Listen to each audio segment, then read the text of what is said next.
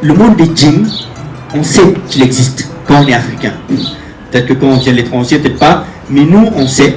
Pourquoi? Parce que c'est déjà enseigné dans la religion. On sait qu'il y a un monde qu'on ne voit pas, mais qui est là. Donc pour moi, il était important aussi de démystifier les choses, de créer des personnages qui ne sont pas forcément mauvais, qui sont attachants.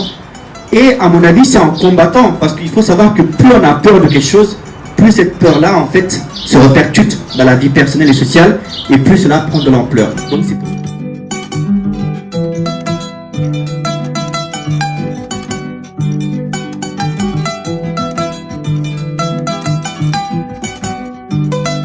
Les jeunes dont je fais partie, on s'intéresse plus au cinéma, on s'intéresse plus aux séries, et je savais qu'en adaptant une partie du livre, en mettant ça sur les réseaux sociaux, ça allait intéresser certaines personnes et être un peu un lien conducteur et un pont entre l'ouvrage et enfin entre les lecteurs et l'ouvrage.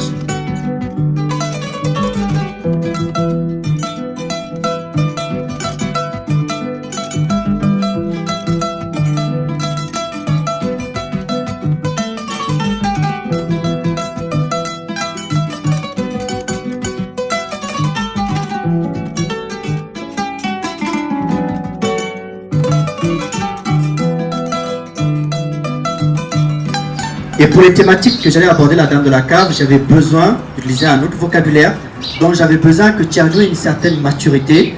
Et j'avais besoin que ce côté un peu d'enfant sale puisse s'enlever en fait. L'idée c'était celle-là. Donc pourquoi l'histoire se poursuit 6 ans après? Là on voit que Thierno il est arrivé en France. On comprend plus tard que c'est un génie, tout ça. Donc il a eu le temps d'étudier. Il est en train de passer son bac. Donc il a été recueilli dans une famille. Il est super intelligent. Donc j'avais besoin qu'il grandisse. Et j'avais besoin en fait de laisser ce décalage d'âge de 6 ans pour recommencer l'histoire.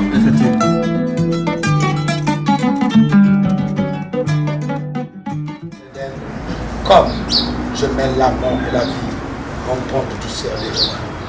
Senghor nee na xawma kañ la woon xamatuma kañ la woon damay jaawale gune ak ajanay dunya damay boole dee ak dund ñoom ñi bànneex tox. Sachant que je suis très timide, Hamidou Ba a su déceler en moi cette timidité. Quand je vais prendre un auteur, je lis. J'ai vraiment... C'est pas tout le monde que je contacte, très sincèrement. Il y a des ouvrages que j'aime bien, des ouvrages que j'aime beaucoup moins. Et très sincèrement, avant de l'écrire, j'avais écrit déjà à Dr Abdoulaye Diallo. Il pourra témoigner pour dire que je suis en train de lire une auteure. J'ai très rarement lu un style littéraire comme ça. Et je comprends pourquoi elle a gagné le prix littéraire qu'elle a gagné.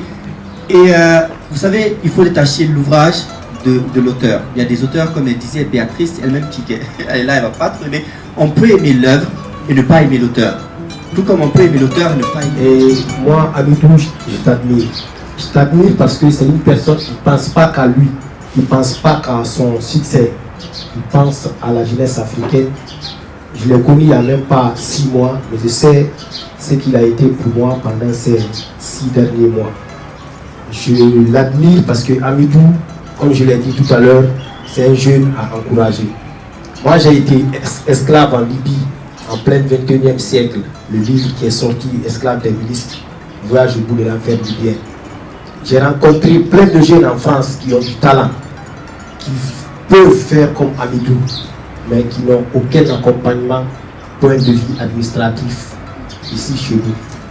Comme vient de dire Madame, Hamidou, c'est un jeune qui mérite d'être encouragé.